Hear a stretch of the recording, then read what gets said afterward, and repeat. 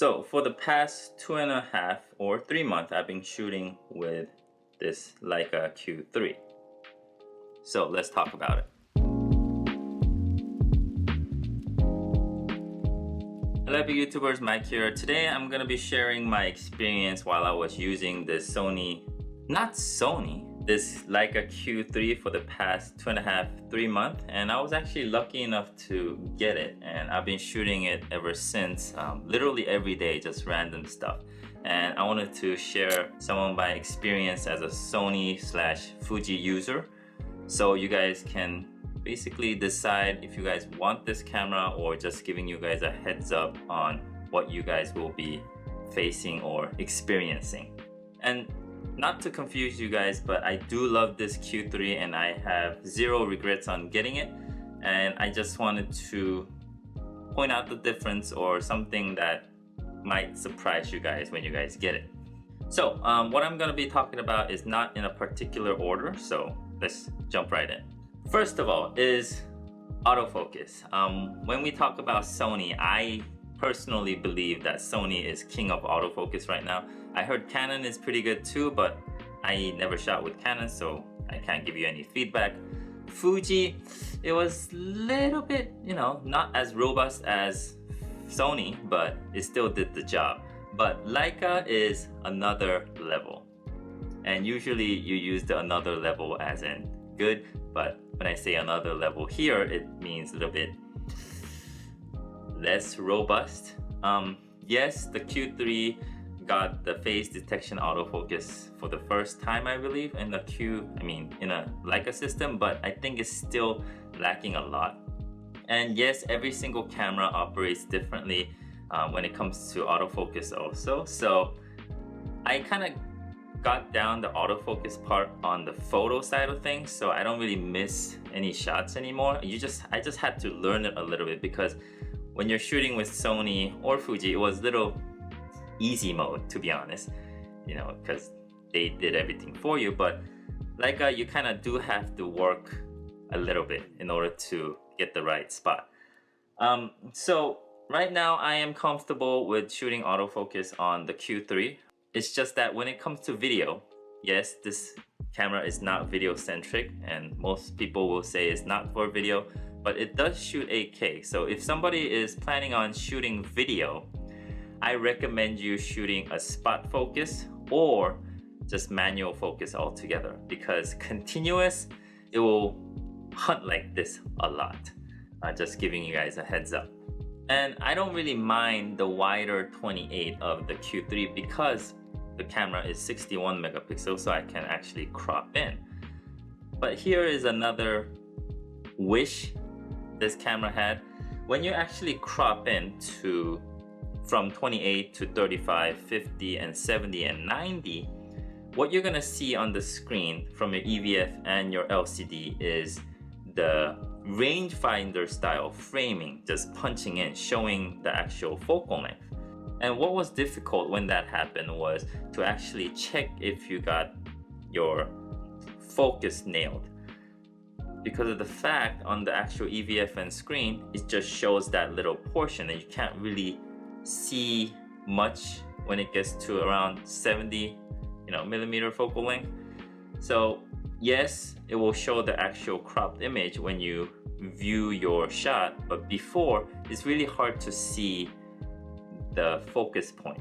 And one more thing about cropping is, if you have the actual focus frame size, and let's say large, and you keep cropping in, the large focus area will stay. So basically, if you're going to be cropping to 90, you'll be more accurate if you make your frame focus size smaller. So it doesn't really go by the focal length, it will always stay the same. So by the time you crop into 90, your large field focus will cover, I don't know, 20%, 30% of the screen. So you just want to switch it when you get there.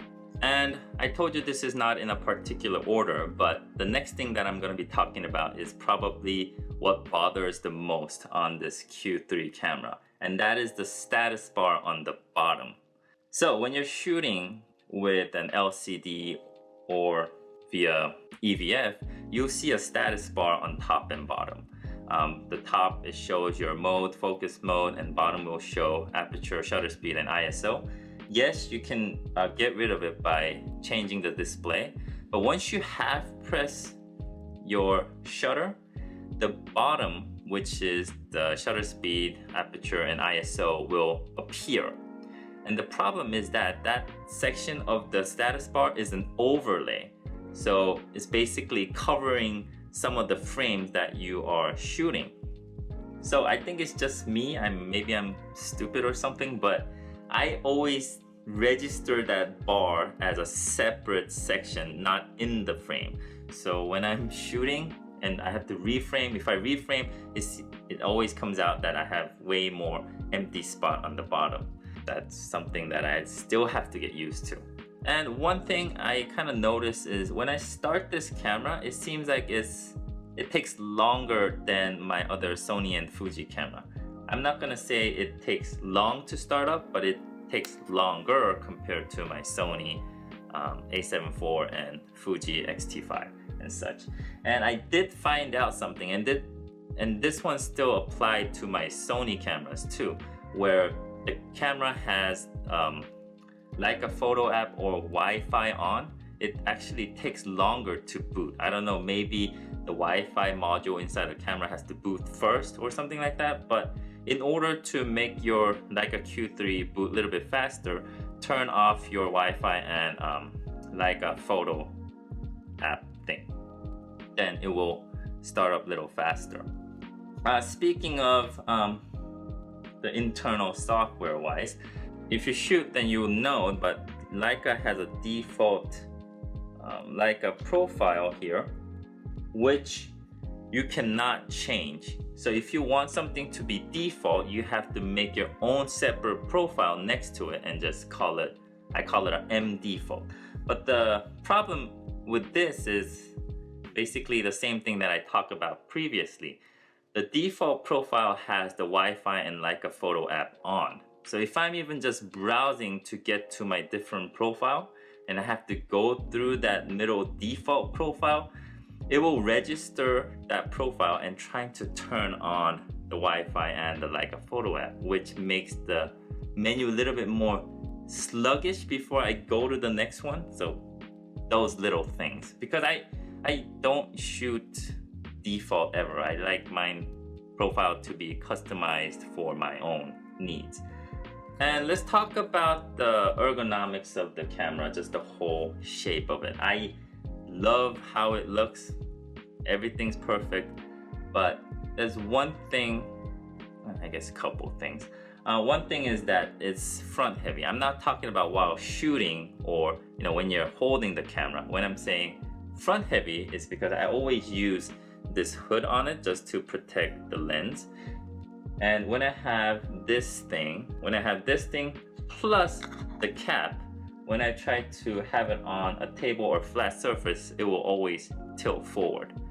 And that is one of the reasons why I got this grip on the bottom, the IDS modular hand grip. By the way, this is awesome. I'll probably review it later. By putting this on, I do have a little bit more weight on the bottom, so it doesn't really tilt forward. And the second thing is, when you look at this side exposure compensation dial, I believe, my thumb, somehow, some of my skin gets shoved in between this dial and the actual body of the camera. Right here. It's really hard to see, but I guess that's just my fat, meaty fingers. I don't know. And lastly, I never had the Q2, so I don't really know, but a lot of people are saying that the actual flip out screen is not flush to the body. I never had the experience, but so far it wasn't really bothering me when I was holding the camera.